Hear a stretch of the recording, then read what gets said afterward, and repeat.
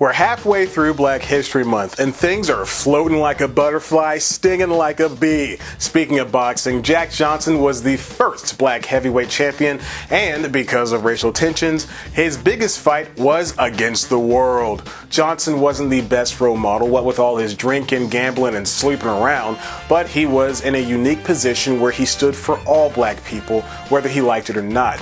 After a life of fighting, Johnson was set to go toe-to-toe with Sam McVeigh in 1903. But the papers didn't have anything nice to say about Johnson, only McVeigh. Notably, it wasn't a race thing. The media liked another black fighter, Sam Langford, because he knocked people out and fought with pizzazz, much like McVeigh. Johnson's slow fighting style will come into play in just a second. Hold on. Later on, boxer Tommy Burns was offered $30,000 by an Australian promoter to fight Johnson in Sydney as the world looked for a, quote, great white hope to take on the black fighter.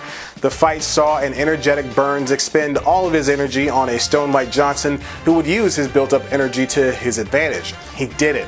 Johnson finally became the heavyweight champion of the world in 1912. At that point, he had everything he could ever want. Money, a flawless 4-year win streak, and an 18-year-old white woman who was smitten with him. But he was soon arrested under Jim Crow law. Twice. Both times for violating a law in regards to transporting white women across the state lines for, quote, immoral purposes, such as an interracial relationship. He was convicted by an all-white jury and sentenced to a year in jail. Within the past year, though, there's been a movement to try to get his jailing pardoned. If you like that, why don't you head to 11alive.com, where we've got some other Black history stories that you surely did not know about.